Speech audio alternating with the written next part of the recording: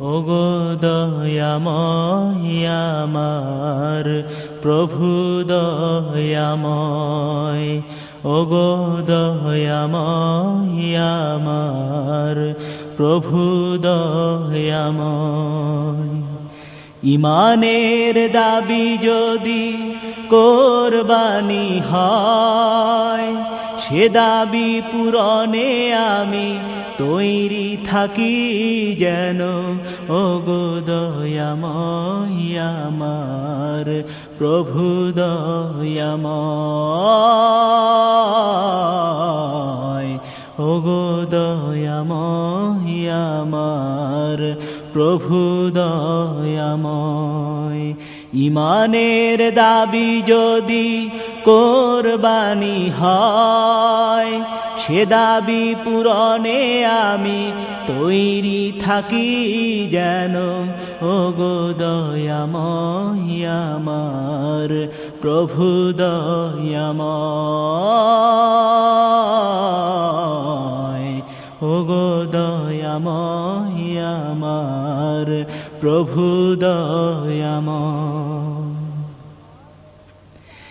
ঈমানের দাবি সে তো বসে থাকা নয়, ঈমানের দাবি হলো কিছু বিনিময়। ঈমানের দাবি সে তো বসে থাকা নয়, ঈমানের দাবি হলো কিছু বিনিময়।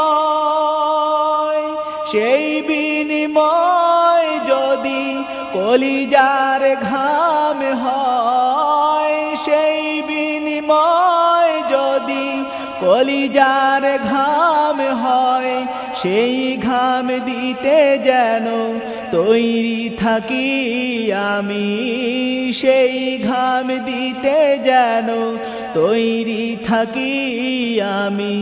ওগো দয়াময় আমার প্রভু দয়াময়, ওগো দয়াময় আমার প্রভু দয়াময়। ঈমানের দাবি যদি কোরবানি হয়, সে দাবি পূরণে আমি তৈরি থাকি যেন।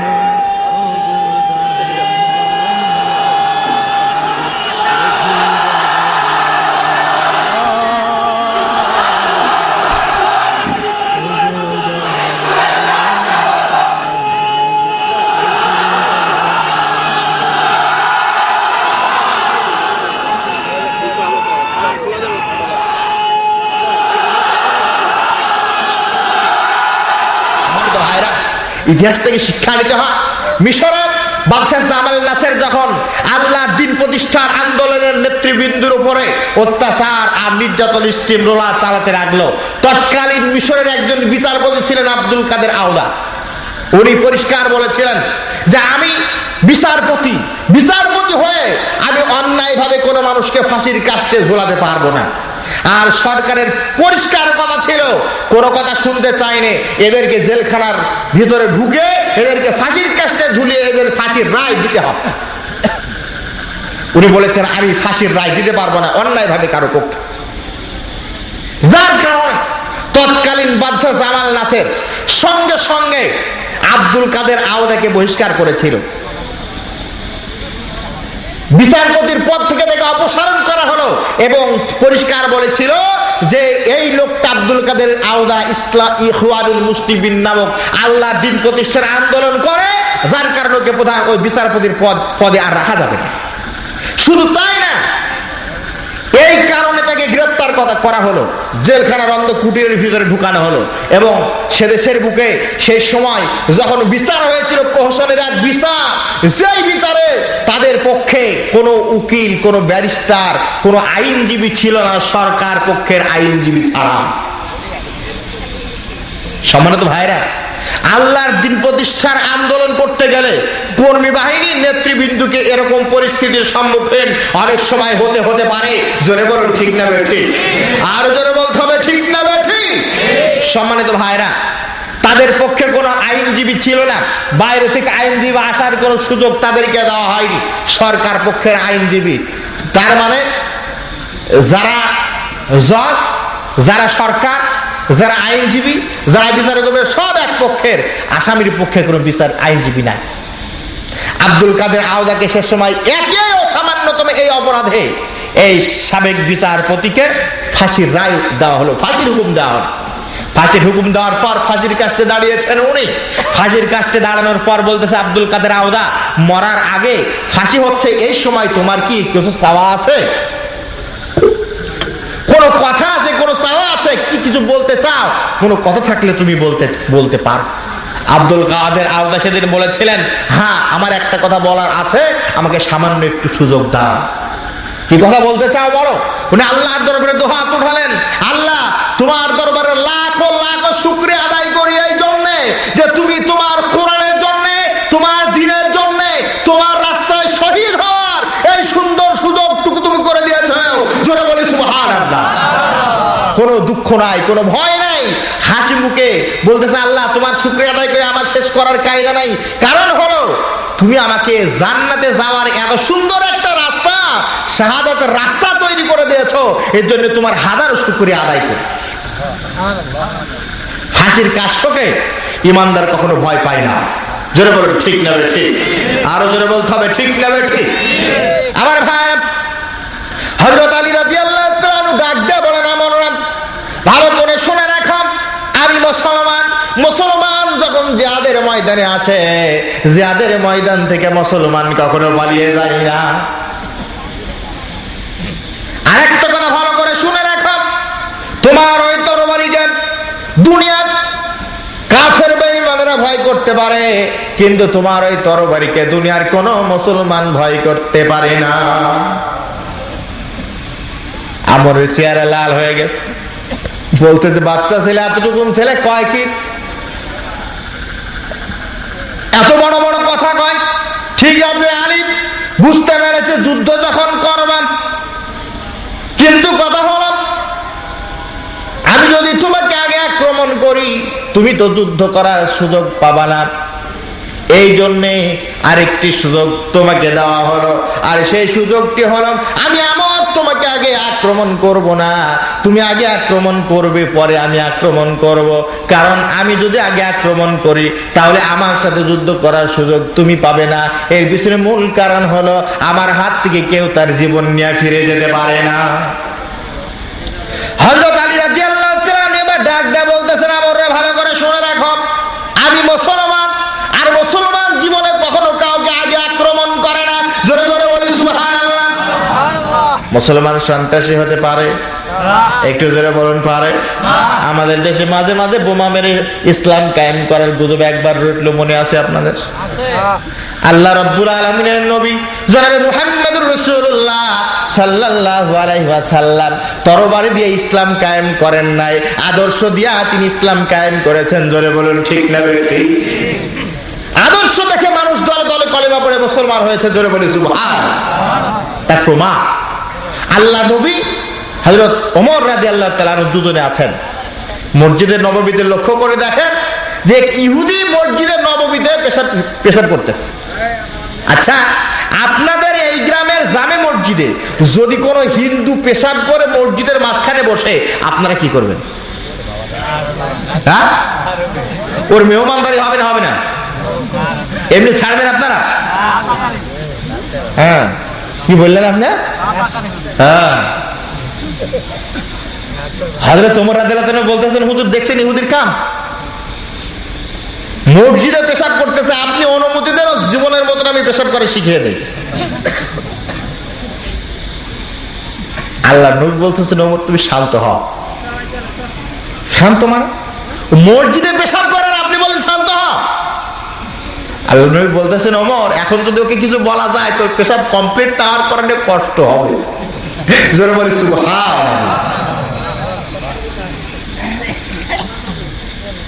আল্লাহ নবী ওর পেশাবটা কমপ্লিট হল। বলতেছেন ইহুদি, ও আল্লাহর বান্দা, তুমি কি জানো তুমি কোন জায়গায় এই কামটা করলে? তো বলছে না, আসলে জানে না বিষয়টা, কিন্তু আসলে এরকম না। ও আল্লাহ নবীকে পরীক্ষা করতেছে, বোঝার পরও বোঝে না। এরকমের মানুষ আছে না নাই? মানে ও বোঝে কিনা এবং বুঝেই কাম করে এরকমের মানুষ আছে। মানে একটা গল্প বলি, তা হলো ঢাকা শহর। এখন বাড়ির ভিতরে ঢাকা শহরগুলোর প্রত্যেক বাড়িতেই কাজের বিটি থাকে। আপনাদের এলাকাও যারা ধনী মানুষ তাদের বাড়িতে দেখবেন কাজের বিটি থাকে।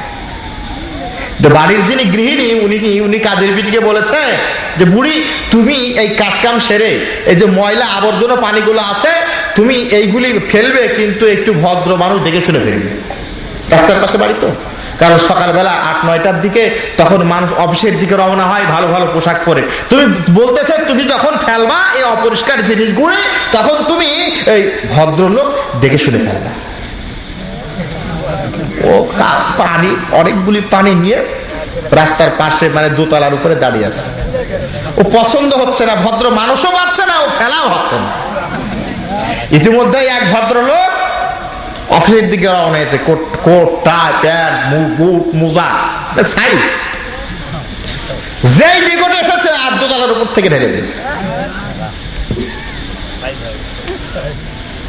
অফিসে যাওয়া সম্ভব? ও বাড়ির ভিতরে ঢুকেছে। বাড়ির মালিককে ডাক দিয়া কয়, আপনি কেমন কাজের মানুষ রেখেছেন, আমার গায়ে এই ময়লা আবর্জনা পানি ঢালে? তাই আচ্ছা ঠিক আছে, আপনি দাঁড়ান। কাজের বিটিকে দিকে বলতেছে, তোমাকে বললাম যে ভদ্রলোক দেখে শুনে ফেলবা, তুমি এই কাম করছো কেন? বলতাম তো ঠিকই করেছে। আপনি বললেন তো ভদ্রলোক দেখে শুনে ফেলবা, তো যত মানুষ রাস্তা দিয়ে গেল এর সাইডে ভদ্র মানুষ আমার কাছে একজনও মনে হয়। আসলে কি যা বলেছে ঠিক বুঝেছে? কিন্তু আসলে বোঝে না, এরকম মানুষ খুব বেশি হয় না। আল্লাহ নবী বলতেছেন, ইহুদি তুমি কি জানো এই জায়গাটা কোন জায়গা? বলছে না, আমি জানি না। আল্লাহ নবী বললেন, এটা মসজিদ, এখানে আমরা নামাজ পড়ি, আল্লাহর ইবাদত করি। ভবিষ্যতে যখন এই সকল কাম করবার জায়গা দেখে শুনে করবা, এরকম জায়গায় করবা না। লোকটি হতবাক হয়ে গেছেন। হ্যাঁ, শুনেছিলাম আখির জামানার পয়গম্বর বিশ্বনবী জনাবে মুহাম্মদুর রাসূলুল্লাহ সাল্লাল্লাহু আলাইহি ওয়াসাল্লাম মদিনার প্রেসিডেন্ট। দুনিয়ার সাধারণ কোন প্রেসিডেন্ট বা দুনিয়ার কোন বাদশা যদি হতো, তাহলে আমার গর্দান থেকে কল্লা কেটে এতক্ষণ পর্যন্ত জমিনে গড়াগড়ি যেত। ডাক দিয়া দিয়া কয়, ইয়া রাসূলুল্লাহ, ইয়া হাবিবাল্লাহ, আমি বুঝতে পেরেছি আপনি দুনিয়ার কোন সাধারণ মানুষ নন, আপনি আল্লাহর নবী। আপনি আমাকে কলেমা পড়িয়ে মুসলমান বানিয়ে নেন। লা ইলাহা ইল্লাল্লাহু মুহাম্মাদুর রাসূলুল্লাহ, লা ইলাহা, আরো জোরে, লা ইলাহা ইল্লাল্লাহ, লা ইল্লাল্লাহু মুহাম্মাদুর রাসূলুল্লাহ। সকলে বলে সাল্লাল্লাহু আলাইহি ওয়াসাল্লাম। আমার ভাইরা, হযরত আলী রাদিয়াল্লাহু তাআলা আনহু ডাকটা বলতেছেন, আমি মুসলমান আর তুমি হলে কাফের। মুসলমান কখনো কাউকে আগে আক্রমণ করে না, তুমি আগে আক্রমণ করো, আমি প্রতিহত করব, পরে আমি আগে আক্রমণ করব। আমার বুঝতে পেরেছি আলী আক্রমণ করবে না। আমার বলতেছে, ঠিক আছে আলী, যখন তুমি আগে আক্রমণ করবা না, তুমি প্রস্তুতি গ্রহণ কর। আমার আক্রমণ শুরু করলাম। হযরত আলী রাদিয়াল্লাহু তাআলা আনহু তার সমস্ত রণকৌশল দিয়া আমরের আক্রমণগুলি প্রতিহত করলেন, একটা আঘাত করতে পারে নাই। জোরে বলি সুবহানাল্লাহ। আমর আক্রমণ করে আর চিন্তা করে, হায় রে, জীবনে কত সৈন্যের বিরুদ্ধে লড়াই করলাম, কত সৈন্যের বিরুদ্ধে যুদ্ধ করলাম, কিন্তু কাউকে আক্রমণ করতে গিয়ে আমার হাত কাঁপে নাই। আজকে হাত কাঁপে কেন? যেটা বলে সুবহানাল্লাহ। কোনদিন আমার ভয় লাগে না, আজকে ভয় লাগে কেন? আমার আল্লাহ রাব্বুল আলামিন বলেন, কোন কাফের আর মুসলমান যখন লড়াইয়ের ময়দানে হাজির হয়, ওই কাফেরের অন্তরে আমি আল্লাহ ভয়ের সৃষ্টি করে দেই। জোরে বলি সুবহানাল্লাহ। আমরের আক্রমণের পালা শেষ হলো। হযরত আলী রাদিয়াল্লাহু তাআলা আনহু ডাক দিয়ে বলতেছেন, আমর, এতক্ষণ তুমি আক্রমণ করেছো, আমি প্রতিহত করেছি, এবার আমি আক্রমণ করব, তুমি প্রতিহত করার জন্য প্রস্তুতি গ্রহণ করো। হযরত আলী রাদিয়াল্লাহু তাআলা আনহু যখন জুলফিকার উঁচু করেছেন, আমর ভয় চোটে থরথর করে কাঁপতেছে, ধরে বলে সুবহানাল্লাহ। কাঁপতে কাঁপতে হাত থেকে তরবারি পড়ে গেছে, এতিমের মতো দুই হাত দ্বারা ঢাল ধরে আলী রাদিয়াল্লাহু তাআলা আনহুর সামনে দাঁড়িয়ে রয়েছে। হযরত আলী রাদিয়াল্লাহু তাআলা আনহু আল্লাহু আকবার আওয়াজ দিয়া যখন আমরের উপরে আঘাত করেছেন, এক আঘাতে আমরের ঢাল এবং দেহ দ্বিখণ্ডিত হয়ে জমিনে দুই দিকে পড়ে গেছে। জোরে বলি সুবহানাল্লাহ। হযরত আলী রাদিয়াল্লাহু তাআলা আনহুর তরবারির মুঠা পর্যন্ত জমিনের ভিতরে গড়ে গেছে। জোরে বলি সুবহানাল্লাহ। আমার ভাইরা, মুসলমান দুনিয়ার কোন শক্তিকে ভয় করে না, জিহাদের ময়দান থেকে পালায় না। মুসলমান ইমানদার একমাত্র কেবলমাত্র শুধুমাত্র ভয় করে কাকে? আরো জোরে বলুন, কাকে? ভাইরা, আপনার কি খুব বিরক্তি বোধ করতেছেন? খুব বেশি কষ্ট হচ্ছে না তো? আমার ভাইরা, আরেক জায়গায় আল্লাহ রাব্বুল আলামিন মান ইমানদার যারা ইমানের দাবির উপরে, আল্লাহ পাক বলেন, ফালইউকাতিল ফি সাবিলিল্লাহিল্লাযীনা ইয়াশরুনাল হায়াতাদ দুনিয়া বিল আখিরাহ ওয়া মান ইউকাতিল ফি সাবিলিল্লাহি ফায়ুকতাল আও ইয়াগলিব ফাসাউফা নু'তিহি আজরান আযীমা। আল্লাহ রাব্বুল আলামিন বলেন, যারা দুনিয়ার চাইতে আখিরাতের জীবনকে প্রাধান্য দিতে চায়, ওদের তো উচিত আখিরাতের কাছে দুনিয়ার জীবনটা আখিরাতের বিনিময়ে বিক্রি করে দেওয়া। আর যারা এই কামটা করে, ইমানদার যারা, ওরা দুনিয়ার জীবনের মূল্য দেয় না। ইমানদার যারা, তাদের কাছে আখিরাতের জীবনের মূল্য বেশি। ধরে বলুন, ঠিক না বেঠিক? আল্লাহর রাস্তাদের তো যারা দুনিয়ার জীবনের চাইদা আখিরাতের জীবনের মূল্য দেয়, ওদের উচিত হলো আল্লাহর রাস্তায় সংগ্রাম করা, আল্লাহর রাস্তায় জিহাদ করা, আল্লাহর জমিন থেকে শয়তানের রাজত্ব উৎখাত করে আল্লাহর জমিন, আল্লাহর দ্বীন কায়েমের জন্য, আল্লাহর কোরআনের আইন কায়েমের জন্য, আল্লাহর দেওয়া জীবন ব্যবস্থা কায়েমের জন্য ওদের উচিত আল্লাহর রাস্তায় সংগ্রাম করা, আল্লাহর রাস্তায় জিহাদ করা। আর এই কাজ করতে গিয়ে সে যদি শহীদ হয়, অথবা সে যদি গাজী হয়, সে যদি শাহাদাত বরণ না করে গাজী হয় অথবা শহীদ হয়, দুজনের জন্য আল্লাহ রাব্বুল আলামিনের দরবারে পুরস্কারের ব্যবস্থা রয়েছে। জোরে বলি সুবহানাল্লাহ। এটা হচ্ছে সূরাতুন নিসা ৭৪ নম্বর আয়াত। আবার আরেক জায়গায় আল্লাহ পাক বলেন সূরা আলে ইমরান ১৪২ নম্বর আয়াত। এই জায়গায় আল্লাহ রাব্বুল আলামিন ইমানদারদেরকে ডাক দেয়া বলতেছেন, ও ইমানদারের ইমানের দাবি কি তোমরা শোনো, আল্লাহর জান্নাত পাওয়ার জন্য সহজ রাস্তা কোনটা তোমরা ভালো করে শুনে নাও।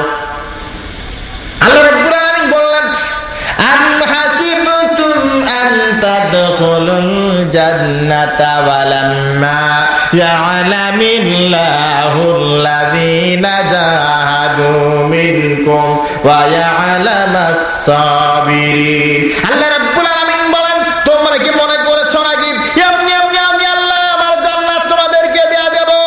অথচ কতটুকুন তোমরা আমার রাস্তায় সংগ্রাম করেছো, আমার রাস্তায় জিহাদ করেছো, আমি আল্লাহ তা পরীক্ষা করলাম না? আর জিহাদের ময়দানে গিয়া বিপদ আপদ মুসিবত যখন এসে হাজির হয়ে গেছে, সেই সময় কতটুকুন ধৈর্য ধারণ করেছো? পরীক্ষা না করা পর্যন্ত আল্লাহর জান্নাত নসিব হবে না। আমার ভাইরা, আল্লাহর জান্নাত পাওয়ার জন্য আল্লাহ রাব্বুল আলামিন শর্ত জুড়ে দিয়েছেন। জান্নাত যদি পেতে চাও, আল্লাহর রাস্তায় সংগ্রাম করতে হবে। এটা হচ্ছে জান্নাত পাওয়ার জন্য শর্ত। আমার ভাইরা, আরেক জায়গায় আল্লাহ রাব্বুল আলামিন বলেন, ফালা ওয়া রাব্বিকা লা ইউমিনুনা হাত্তা ইউহাক্কিমুকা ফীমা শাজারা বাইনাহুম। আল্লাহ রাব্বুল আলামিন নবীকে ডাক দিয়ে বলেন, নবী আমার, আপনার রবের কসম করে বলি, যারা আপনি ফয়সালা করে দেওয়ার পর সেই ফয়সালা মানতে পারে না, ওরা কখনো ইমানদার হতে পারে না। এই ঘোষণা কার? যারা বলুন কার? ইমানদার যারা আল্লাহ এবং তার নবী নবীর প্রত্যেকটি ফয়সালা মেনে নিতে তারা বাধ্য। জোরে বলুন ঠিক না ঠিক? আল্লাহ পাক বলেন, নবী আল্লাহ আপনার রবের কসম করে বলি, যারা আপনি ফয়সালা করে দেওয়ার পর তা মানতে পারে না, ওরা ঈমানদার নয়। আয়াতটি নাযিল হওয়ার সময় হলো এক ইহুদি আর এক মুসলমান জমি নিয়ে গন্ডগোল শুরু হয়েছে। দুজনে মিলে চিন্তা করলো বিচার করব কার কাছে, কার কাছে গেলে ন্যায় বিচার পাওয়া যাবে। দুজনে মিলে পরামর্শ করে বিশ্বনবী রাসূল কারীম সাল্লাল্লাহু আলাইহি ওয়াসাল্লামের দরবারে এসে হাজির, বলতেছে, হুজুর একটা বিচার করে দেন, ন্যায় বিচার করে দেন। আল্লাহ নবী বিচার করলেন, বিচারের রায় ইহুদির পক্ষে গেল, মুসলমানের বিপক্ষে চলে গেল। জোরে বলে সুবহানাল্লাহ। কারণ ন্যায় বিচার করলেন তাই এইটি হয়েছে। আমার দেশে যদি মোড়লের ছেলে অপরাধ করে বিচার হয় না, যদি গরিবের ছেলে অপরাধ করে কায়দায় বিচার হয়। জোরে কোন ঠিক না ঠিক? আমার ভাইরা, মুসলমানের বিপক্ষে যখন বিচারের রায় গেল, মুসলমান বেটা অসন্তুষ্ট হয়ে গেল। ইহুদিকে ডাক দেয়া বলতেছে, এই বিচার আমি মানি না। কপাল ভালো না কপাল পোড়া? একটু জোরে বলো। বলতে যে এই বিচার আমি মানি না। আরেকজন ন্যায় বিচারের কাছে, তার কাছে গেলে ন্যায় বিচার পাওয়া যাবে, তার নাম ওমর। দুজনে মিলে চলে গেছে হযরত ওমর রাদিয়াল্লাহু তাআলা আনহুর বাড়ির সামনে। ডাক দিয়ে বলতেছে, না ভাই আমার একটা বিচারের সানি করে দেন। বলতেছেন, বিচারের সানি মানে দ্বিতীয় বিচার? তো প্রথমে কার কাছে গিয়েছে? মুসলমান বেটাকায় প্রথমে গিয়েছিলাম আখির জামানার পয়গম্বর বিশ্বনবী জনাবে মুহাম্মদুর রাসূলুল্লাহ সাল্লাল্লাহু আলাইহি ওয়াসাল্লামের কাছে। আমি মুসলমান, আমি ঈমান এনেছি, জামাতে নামাজ পড়ি, জিহাদের ময়দানে যাই, মুসলমানদের সাথে সাথে থাকি। আল্লাহ নবী বিচারের রায়টা আমার পক্ষে না দিয়ে ইহুদির পক্ষে দিল, এইটি কি একটি কথা হলো নাকি? আপনি বিচক্ষণ মানুষ, সবকিছু শুনে মিলে একটি ন্যায় বিচার করে দেন। হযরত ওমর রাদিয়াল্লাহু তাআলা বলতেছেন, তুমি দাঁড়াও, এখনই তোমার বিচার আমি ন্যায় বিচার করে দেব, ইনসাফপূর্ণ বিচার করে দেব। ঘরের ভিতরে প্রবেশ করলেন, তরবারি একটি হাতে নিলেন, আল্লাহু আকবার বলে আঘাত করলেন মুসলমানের গর্দানে। গর্দান থেকে কল্লা কেটে বিচ্ছিন্ন হয়ে গেছে, চতুর্দিকে উঠে গেল। ওমর মুসলমান হত্যা করেছে। হযরত ওমর রাদিয়াল্লাহু তাআলা বললেন, যে লোকটা আল্লাহর নবী ফয়সালা করার পর তা মানতে পারে না, তার বিচারে এরকম করে দিতে হয়।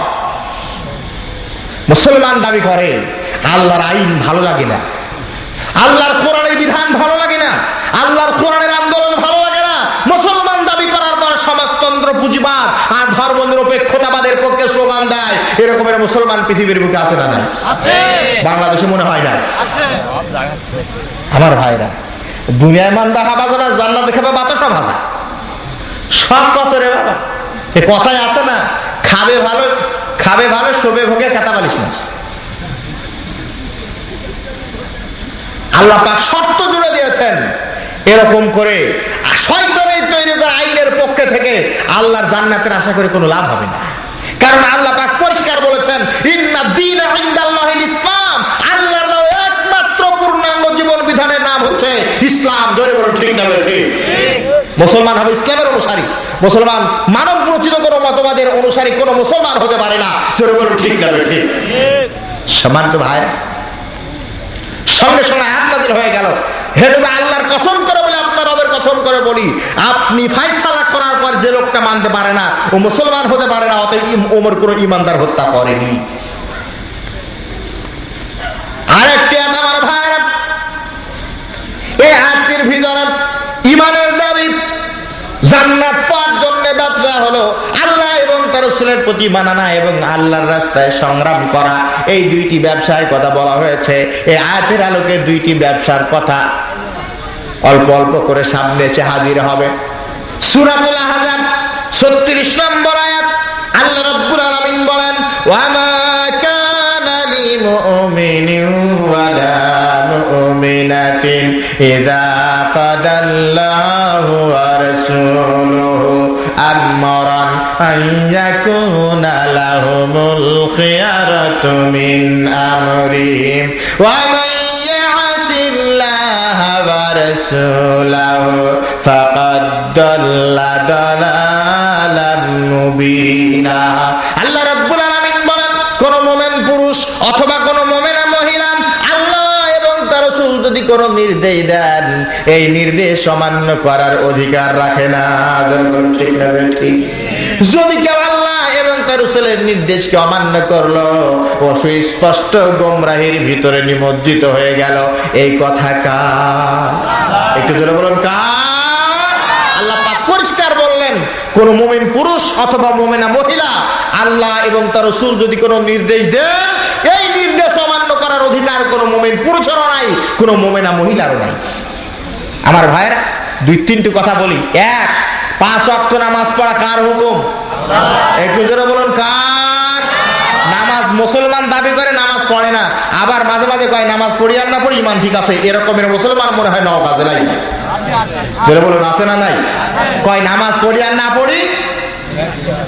আল্লাহর নবী বলেন, বাইনাল আবদ ওয়া বাইনাল কুফরি তারকুস সালাত, আল্লাহর বান্দা মুসলমান আর আল্লাহর বান্দা কাফের, দুইজনের ভিতরে পার্থক্য সৃষ্টি করে নামাজ। মুসলমান নামাজ পড়ে আর কাফের নামাজ পড়ে না। আল্লাহ নবী আরো বলেন, মান তারাকা সালাতান মুতাআম্মিদান ফাকাদ কাফারা, ইচ্ছা করে যে নামাজ ছেড়ে দিল সে কুফরি করলো। আরো কয় নামাজ পড়ে আর না পড়ে? নামাজ না পড়ে আল্লাহর জান্নাতের আশা করে কোনো লাভ হবে না। এই ঘোষণা আল্লাহ কার? যারা বলুন কার? আল্লাহ রাব্বুল আলামিন বলেন, তার প্রমাণ খেয়াল করুন। একদল মানুষ দলে দলে জাহান্নামের দিকে যেতে থাকবে, ওদেরকে জান্নাতীরা ডাকবে আর জিজ্ঞাসা করবে, ইয়াতাসাআলুনা আনিল মুজরিমিন মা সালাকাকুম ফি সাকার ক্বালু লাম নাকু মিনাল মুসাল্লিন। ওদেরকে ডাকা হবে আর জিজ্ঞাসা করা হবে, ও জাহান্নামীরা, ও গুনাহগারেরা, কি কারণে আজকে তোমরা জাহান্নামের দিকে চলে যাও? ওরা বলবে, জাহান্নামে যাওয়ার পিছনে কারণ হলো আমরা দুনিয়ার বুকে মুসল্লিদের অন্তর্ভুক্ত ছিলাম না। 2 নম্বর, রোজা কার হুকুম? আল্লাহর নবী জোরে বলেন, রোজা কার হুকুম? ইমানদার দাবি করে রোজা রাখে না, ভড়ি মোটা এরকম মানুষ আছে না? না, বুরকাওয়ালা হোটেলের ভিতরে খায়, আর যদি কোন রোজাদার কখনো দেখে ফেলে তো ভুড়িতে হাত বুলে আর কয় গ্যাস্ট্রিক। এরকম হুজুর আছে না?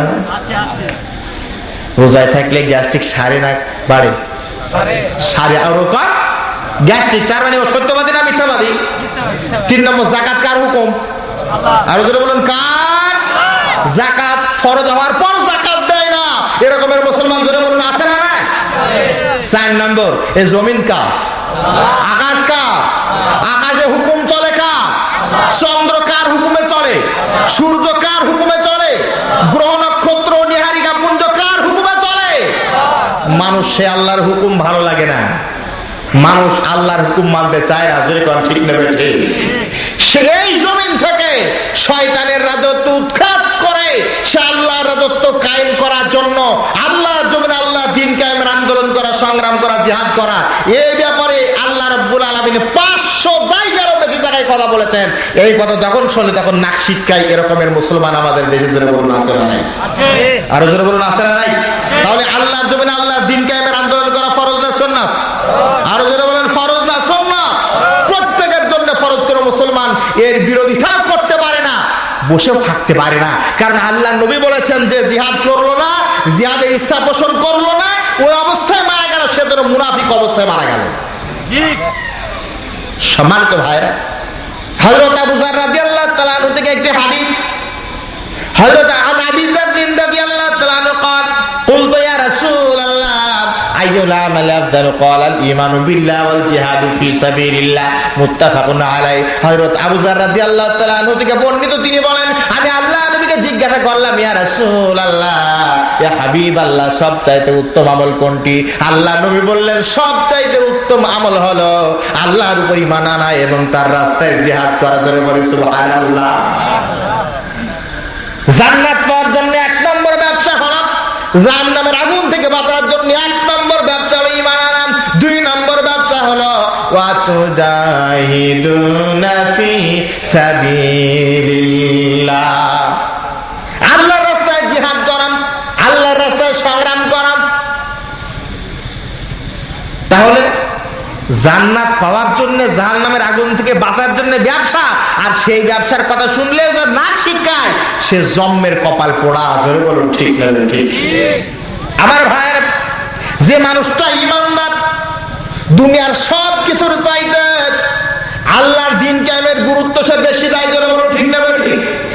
ছোট্ট একটা প্রমাণ আপনাদের সামনে পেশ করতে চাই। একজন সাহাবী, যুবক মানুষ, নাম সাদ, বিশ্বনবীর দরবারে এসে বলতেছেন, হুজুর আমি আপনার কাছে একটা কথা বলতাম। আল্লাহ নবী বলতেছেন, তুমি কি কথা বলবা বলো। যুবক বলতেছে, হুজুর বলতাম, কিন্তু লজ্জায় যে বলতে পারি না। আল্লাহ নবী বলতেছেন, তুমি এমন কি কথা বলতে চাও যে কথা বলতে গেলে তোমার লজ্জা লাগে। সাহাবী বলতেছেন, হুজুর আমি লজ্জায় বলতে পারলাম না, কালকে বলবো। ফিরে গেল সেদিন। পরের দিন সাহাবী এসে আবার হাজির, বলতেছেন, হুজুর আমি আপনার সামনে একটা কথা বলতাম। আল্লাহ নবী বলতেছেন, তুমি কি বলবা বলো, কালকে একবার বলনি, আবার আজকেও বলতেছো বলবো, তুমি কি বলতে চাও। বলতেছে, হুজুর লজ্জা করে বলতে গিয়ে তাই তো বলতে পারি না। আল্লাহ নবী বলতেছেন, তুমি কি কথা বলবা যে তোমার এত লজ্জা লাগে। তো যুবক বলতেছে, হুজুর বয়স দেখে বোঝেন না কি কথা বলতেছে। যৌবন বয়সে কোন কথা বলতে লজ্জা লাগে? বিয়ের কথা। কথা ঠিক না বেঠি? এই যুগের ছেলে মেয়েদের অনেকের লজ্জা লাগে না, কথা ঠিক আছে, কিন্তু আজ থেকে 20 বছর আগের হিসাব করেন। বলতে, হুজুর বয়স দেখে বোঝেন না কোন কথা বলতে লজ্জা লাগে। আল্লাহ নবী হাসতেছেন, বলছেন, বুঝতে পেরেছি তুমি মনে হয় বিয়ে করবা। তো ভালো কথা, তোমার বিয়ে হবে, আমরা বরযাত্রী যাব, আনন্দ ফুটতে হবে, তো ভালো কথা। বলতেছে, হুজুর কিন্তু একটা কথা। কি কথা?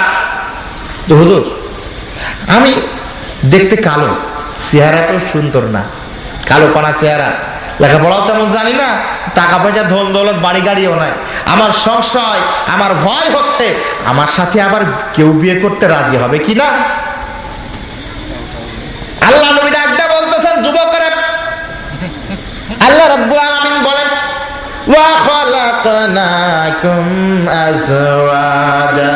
আল্লাহ রাব্বুল আলামিন প্রত্যেকটি প্রাণীকে জোড়ায় জোড়ায় সৃষ্টি করেছেন। অতএব তোমার জন্য একটা ব্যবস্থা থাকার কথা, তোমার বিয়ে না হওয়ার কথা না। মহা খুশি। যখন বুঝতে পেরেছে আল্লাহ নবীর কথা অনুযায়ী বিয়ে হবে, তখন আর দেরি সহ্য হচ্ছে না। বলতেছে, হুজুর তাহলে কবে হবে? আচ্ছা এই প্রশ্নের জবাব কি সহজ? একটু ভাইরা জবাব দেন, এই প্রশ্নের জবাব সহজ না কঠিন? কঠিন। আল্লাহ নবী হাসতেছেন আর বলতেছেন, ব্যাপারটা তোমার দেরি সহ্য হচ্ছে না। যাদের বিয়ে হয়নি তারা বুঝতে পারবে না, যারা বিবাহিত তাদের বোঝার কথা। যদি বিয়ের দিন ঠিক হয় আগামী শুক্রবারে, শনিবারের দিন রাতের বেলা, যার বিয়ের দিন ঠিক হয়েছে যুবক মানুষ, ওর বিছানায় ঘুম আসে না, ও রাত গুনে আর দিন গুনে শুক্রবার আসবে কবে। যুবক বলতেছে, হুজুর কবে হবে? আল্লাহ নবী বলতেছেন, এটা তো বলা বড় মুশকিল। তারপর আল্লাহ নবী চিন্তা করতেছেন যে ওর তো খুব তাড়াহুড়া শুরু করেছে। ঠিক আছে, আচ্ছা যুবক ঠিক আছে, তুমি অপেক্ষা করো, একটু দাঁড়াও, দেখা যাক কি করা যায়। আমার ভাইয়ের, বিশ্বনবী জনাবে মুহাম্মদুর রাসূলুল্লাহ সাল্লাল্লাহু আলাইহি ওয়াসাল্লাম একটা চিঠি লিখলেন, চিঠি লেখার ব্যবস্থা করলেন, চিঠির নিচে একটা সিল মেরে দিলেন। চিঠিটা যুবকের হাতে দিলাম। আল্লাহ নবী বলতেছেন, যুবকেরা এই চিঠিটা নাও, মদিনার অপর প্রান্তে আমার আর এক সাহাবী রয়েছে, ধনী মানুষ, নেতা গোছের মানুষ, নাম তার আবু আমের। আল্লাহ রাব্বুল আলামিন তাকে একটি সুন্দরী কন্যা সন্তান দান করেছেন, যাকে হুরে মদিনা বলা হতো। এই মেয়ের সাথে আমি তোমার বিয়ে ঠিক করলাম। জোরে বলে সুবহানাল্লাহ। যুবক খুশি না বেজার? মহা খুশি। এই চিঠিটা নাও, আবু আমের রাদিয়াল্লাহু তাআলা আনহু দরবারে হাজির হবে, আমার সালাম দেবে, তার হাতে চিঠিটা পৌঁছে দেবে, বিয়ের ব্যবস্থা হয়ে যাবে।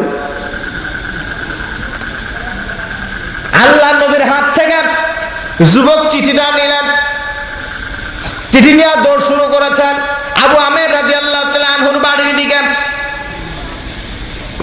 মাঝখানে গিয়ে হঠাৎ করে দাঁড়িয়ে গেছেন রাস্তায়। আইরা আমি তো চিন্তা করলাম না, সামান্যতম ভাবার সুযোগ পায় নাই। আমি হলাম কালো পাড়া চেহারা, গরিব মানুষ, লেখাপড়া ধন দৌলত তেমন কিছুই নাই। আবু আমের রাদিয়াল্লাহু তাআলা আনহু মদিনার একজন ধনী মানুষ, অনেক টাকা পয়সা আল্লাহ রাব্বুল আলামিন তাকে দান করেছেন। সুন্দরী কন্যা সন্তান আল্লাহ পাক তাকে দিয়েছেন। সেই মেয়ের সাথেই আবু আমের আমার সাথে বিয়ে দেবে কিনা তা তো বলতে পারি না। মনে মনে ভয় হয় আর চিন্তা হয়, পরক্ষণে সাহস বাঁধেন। ভয়ের কোনো কারণ নাই, চিন্তার তো কোনো কারণ নাই। কারণ হল চিঠি যিনি দিয়েছেন তিনি দুনিয়ার কোন সাধারণ মানুষ নন। আখিরি জামানার পয়গম্বর বিশ্বনবী জনাবে মুহাম্মদুর রাসূলুল্লাহ সাল্লাল্লাহু আলাইহি ওয়াসাল্লামের চিঠি আবু আমের রাদিয়াল্লাহু তাআলা কিছুই বলতে পারবে না। আমার ভয়ের এবং চিন্তার কোনো কারণ নাই। জোরে বলি সুবহানাল্লাহ। চিঠি হাতে নিলেন, আবার দৌড় শুরু করেছেন। পৌঁছে গেলেন হযরত আবু আমের রাদিয়াল্লাহু তাআলা আনহুর বাড়ির সামনে। লক্ষ্য করে দেখেন আল্লাহ নবী জনাবে মুহাম্মদুর রাসূলুল্লাহ সাল্লাল্লাহু আলাইহি ওয়াসাল্লামের সাহাবী হযরত আবু আমের রাদিয়াল্লাহু তাআলা আনহু বাড়ির সামনে দাঁড়ানো। যুবক আবু আমের রাদিয়াল্লাহু তাআলা আনহুর বাড়ির সামনে হাজির হলেন। আবু আমের রাদিয়াল্লাহু তাআলা আনহুকে সালাম দিলেন, বিশ্বনবীর সালাম দিলেন। আল্লাহর নবীর চিঠিটা আবু আমেরের হাতে উঠিয়ে দিলেন। হযরত আবু আমের রাদিয়াল্লাহু তাআলা আনহু চিঠিটা হাতে নিলেন, পড়তে শুরু করেছেন। চিঠি পড়তেছেন, চেহারাটা মলিন হয়ে গেল। হায় রে, আমি হলাম মদিনার নেতা গোছের মানুষ, অনেক ধন সম্পদ আল্লাহ রাব্বুল আলামিন আমাকে দান করেছেন। আমার কন্যাকে বলা হয় হুরে মদিনা সুন্দরী নারী।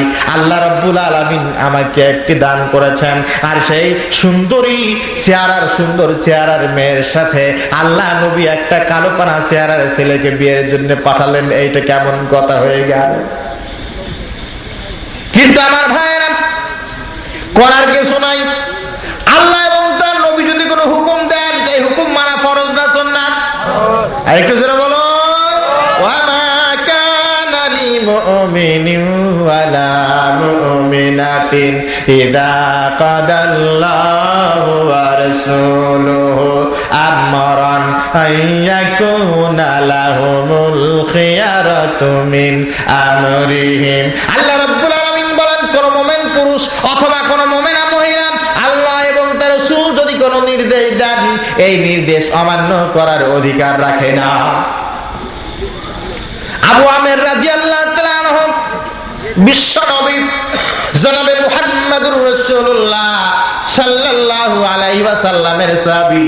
অতএব আল্লাহর নবীর চিঠি আবু আমের রাদিয়াল্লাহু তাআলা আনহু অমান্য করতে পারেন না। জোরে বলুন ঠিক না ঠিক? যুবককে ডাক দেয়া বলেন, যুবকেরা তুমি এখানে দাঁড়াও, আমি বাড়ির ভিতরে যাই।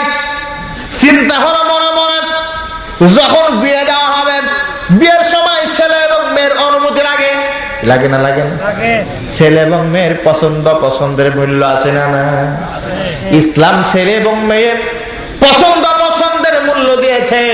মেয়ের যদি পছন্দ না হয় জোর করে বিয়ে দিও না, ছেলের পছন্দ না হলে জোর করে বিয়ে দিও না।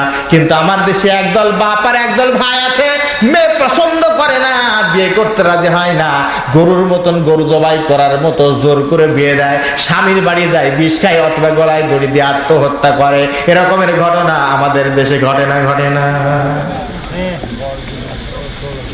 আমার ভাইয়েরা, হযরত আবু আমের রাদিয়াল্লাহু তাআলা আনহু চিন্তা করলেন, মেয়ের তো পছন্দ অপছন্দের মূল্য ইসলাম দিয়েছে। এই মেয়ের সাথে, এই ছেলের সাথে আমার মেয়ে যদি বিয়ে করতে রাজি হয়, তার সাথে বিয়ের বন্দোবস্ত করব।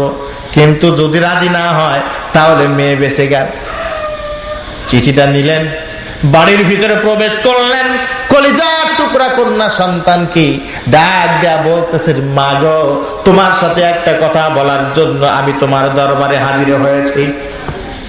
কলিজার টুকরা কন্যা সন্তান হুরে মদিনা, পিতা হযরত আবু আমের আনহুকে ডাক দা বলতেছেন, আব্বা গো, কি কথা বলার জন্য আপনি আমার দরবারে হাজির হয়েছেন?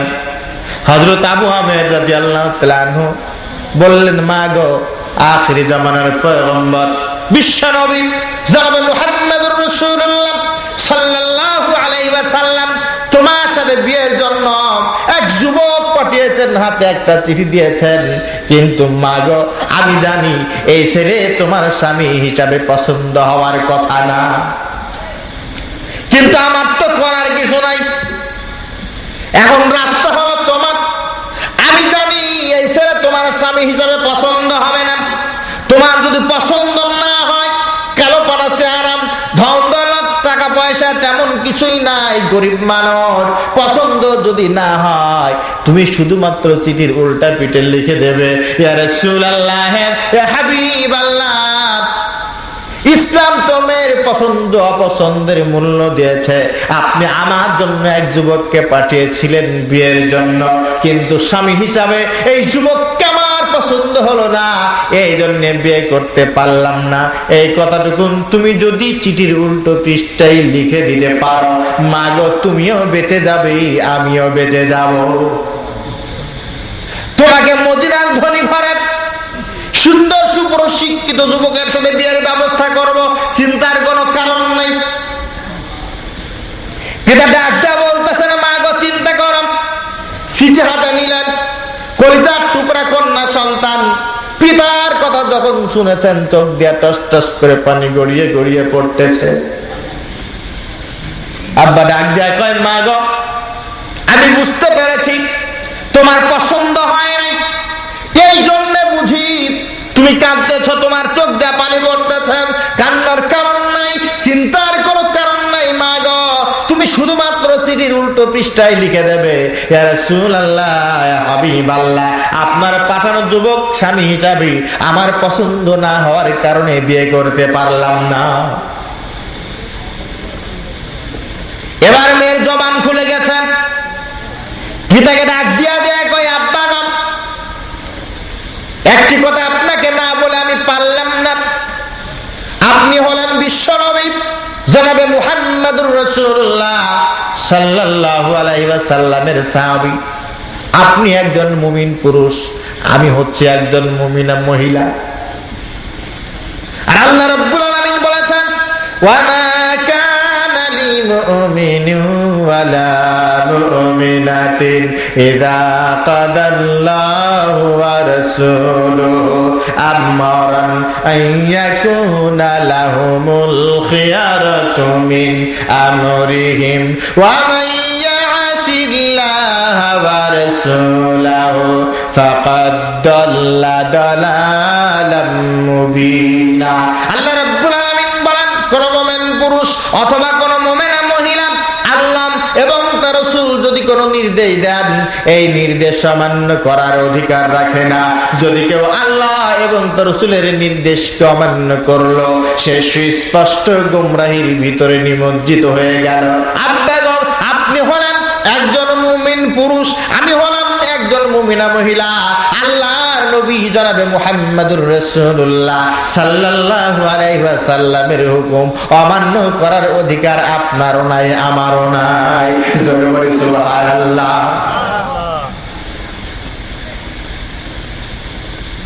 আরেকটা কথা আপনি ভালো করে শুনে রাখুন, আপনার তা হল, আমি জানি আপনি মদিনার ধনী ঘরের সুন্দর সুপুরুষ যুবকের সাথে আমার বিয়ের সাথে দিতে পারবেন, কিন্তু আব্বা গো, সেটা হবে আপনার পছন্দ করা আমার জন্য বর, অথবা আপনার ভাইয়ের পছন্দ করা, অথবা আপনার বন্ধুর পছন্দ করা ছেলে আমার সাথে বিয়ে করার জন্য এই বাড়িতে আসবে।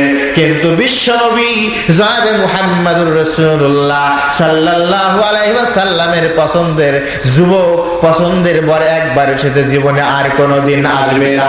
জোরে বলি সুবহানাল্লাহ।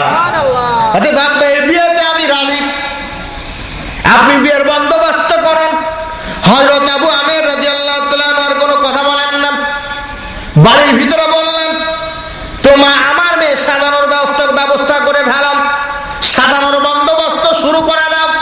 বাইরে বেরিয়ে আসলেন, যুবককে ডাক দিয়া বলেন, যুবক রে, তোমার সাথে বিয়ে করতে রাজি হয়েছে। এখন বিয়ের সময় মেয়ে সাজানোর জন্য কিছু পোশাক আশাক লাগে না? লাগে না?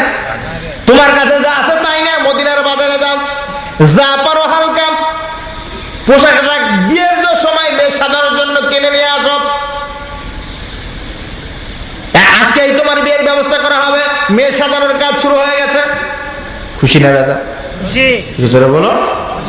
দৌড় দিল মদিনার বাজারের দিকে। মদিনার বাজারে গিয়া দোকানদারকে ডাক দিয়া দেয়, কয় গো মদিনার বাজারের দোকানদার, আমার কাছে তো তেমন কোন ধন সম্পদ টাকা পয়সা নাই, যা আছে তাই নাও। আল্লাহ নবী আমার জন্য হুরে মদিনার সাথে বিয়ের বন্দোবস্ত করেছেন।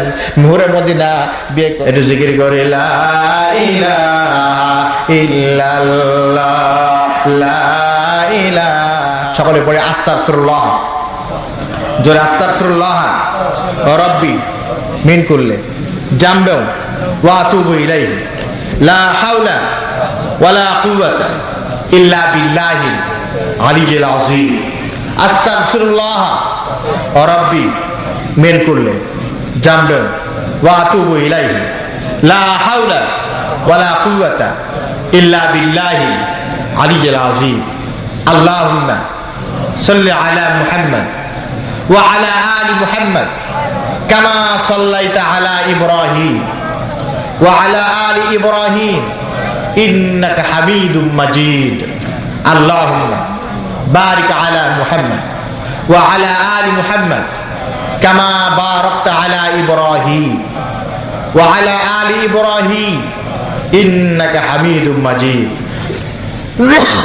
আল্লাহুম্মা ربنا ظلمنا أنفسنا وإن لم تغفر لنا وترحمنا لنكونن من الخاسرين.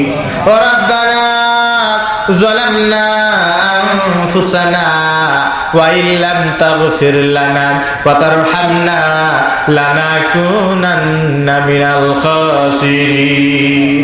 يا ইয়া রহমান ইয়া রহিম ইয়া হান্নান ইয়া মান্নান। রব্বুল আলামিন, আমরা তোমার গুনাহগার বান্দা। গহীন রজনীতে 2 দিন ব্যাপী তাফসীরুল কোরআন মাহফিলের প্রথম দিবসে আল্লাহ গো গুনার বোঝা মাথায় নিয়া আমরা তোমার শাহী দরবারে হাত তুলেছি। মেহেরবানি করে আমাদের সকলের হাতকে তুমি কবুল করে নাও। ইয়া সারা জীবন জেনে না জেনে, বুঝে না বুঝে, ইচ্ছায় অনিচ্ছায় অসংখ্য গুনাহ করেছি। তুমি যদি আমাদের গুনার দিকে তাকাও, মনে হয় আমাদের গুনাহ মাফ হবে না। ইয়া আল্লাহ, তুমি আমাদের গুনার দিকে না তাকিয়ে তোমার রহমতের নজরে একটিবারের জন্য তাকিয়ে আমাদের জীবনের সমস্ত গুনাহগুলো তুমি মাফ করে দাও। ইয়া আল্লাহ, আমাদের সকলের হাত যদি তোমার পছন্দ না হয়, যে 2টি হাত পছন্দ হয়, ওই 2টি হাতের উসিলায় আমাদের সকলের হাতকে তুমি কবুল করে নাও। ইয়া আল্লাহ, আমরা যারা তোমার কাছে হাত তুলেছি, মাগরিব থেকে রাত 12টা বেজে গেছে। রব্বুল আলামিন, তাফসীর মাহফিলে বসে কোরআনে কারীম থেকে আমরা কথা বলেছি, আমরা যা বলেছি, আমরা যা শুনেছি, আল্লাহ গো আমাদের কথার ভিতরে যদি ভুল ত্রুটি হয়ে থাকে, মেহেরবানি করে ভুল কথাগুলি আমাদের স্মৃতি থেকে তুমি মুছে দাও। ইয়া আল্লাহ, হক কথা যদি কিছু বলে থাকি, বাস্তব জীবনে আমল করার তৌফিক মেহেরবানি করে দান করে দাও। ইয়া আল্লাহ, সব যদি কিছু দিয়ে থাকো, সর্বপ্রথম দো জাহানের বাদশা বিশ্ব নবী জনাবে মুহাম্মদুর রাসূলুল্লাহ সাল্লাল্লাহু আলাইহি ওয়াসাল্লাম পবিত্র মদিনাতুল মুনাওয়ারায় জান্নাতুল বাকিতে সবুজ গম্বুজের নিচে শুয়ে আছে। মেহেরবানি করে রওজা মুবারকে পৌঁছে দাও। तमाम পৃথিবীর মাটির নিচে যত মুমিন মুমিনাত চলে গেছেন, আল্লাহ মেহেরবানি করে তাদের আরওয়াই সওয়াবটুকু তুমি পৌঁছে দাও। ইয়া আল্লাহ, আমরা যারা তোমার কাছে হাত তুলেছি, আমাদের অনেকের জন্ম দুঃখের মা চিরদিনের জন্য বিদায় হয়ে গেছে। ইয়া আল্লাহ, আমাদের জন্মদাতা পিতা অনেকের চিরদিনের জন্য আমাদেরকে ইয়তীম বানিয়ে 3.5 হাত কবরে চলে গেছে। গেছে মাবুদ, জানি না আমাদের জন্মদাতা পিতা, আমাদের জন্ম দুঃখিনী মা কবরের ভিতরে কি অবস্থায় রয়েছে। ইয়া আল্লাহ, তাদের কবরকে তুমি জান্নাতের টুকরা বানাও। সন্তান যখন মায়ের জন্য, পিতার জন্য তোমার কাছে দোয়া করে, তুমি তাদের দোয়া ফিরাই দাও না মাবুদ। আমরা যারা মাহারা, আমরা যারা বাফারা, আমাদের মাতা পিতার কবরকে তুমি জান্নাতের টুকরা বানিয়ে দাও। রব্বির হামহুমা কামা রব্বায়ানি সগীরা, রব্বির হামহুমা কামা রব্বায়ানি সগীরা, রব্বির হামহুমা কামা রব্বায়ানি সগীরা। গুনাহগার হাম গুনাহগার হাম গুনাহগার হাম গুনাহগার, গুনাহগার হাম গুনাহগার হাম গুনাহগার হাম গুনাহগার, তুগফার তুগফার তুগফার তুগফার। ইয়া আল্লাহ, এই 2 দিন ব্যাপী তাফসীরুল কুরআন মাহফিলের আয়োজন যারা করেছে, ক্লাবের সদস্যরা, ইসলামী সমাজ কল্যাণ পরিষদ, মেহেরবানি করি এই ইসলামী সমাজ কল্যাণ পরিষদকে কিয়ামত পর্যন্ত তুমি কবুল করে নাও।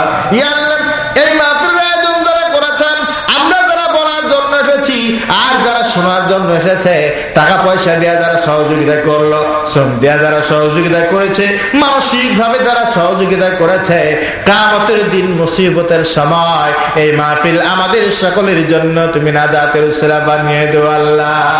আল্লাহ, এলাকার আনাচে-কানাচে, আমবাগানের নিচে, বাঁশবাগানের নিচে যত মুমিন মুমিনাত ঘুমিয়ে আছে, সকলের কবরকে তুমি জান্নাতের টুকরা বানাও।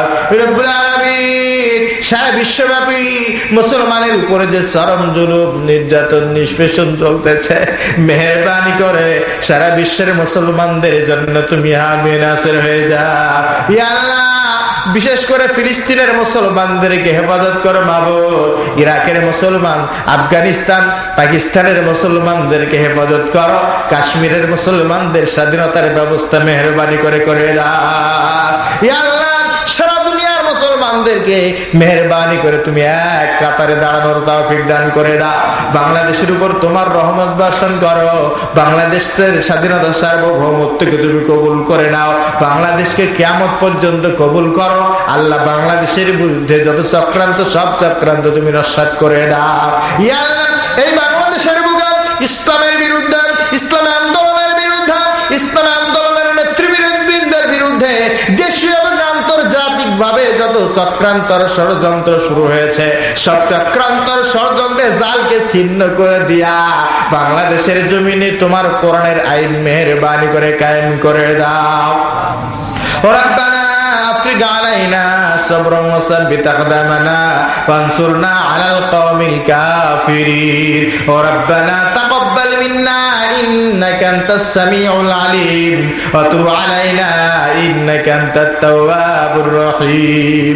সুবহানা রাব্বিকা রাব্বিল ইজ্জাতি আম্মা ইয়াসিফুন ওয়া সালামুন আলাল মুরসালিন ওয়ালহামদুলিল্লাহি রাব্বিল আলামিন। আমিন। লা ইলাহা ইল্লাল্লাহু মুহাম্মাদুর রাসূলুল্লাহ। আসসালামু আলাইকুম ওয়া রাহমাতুল্লাহ।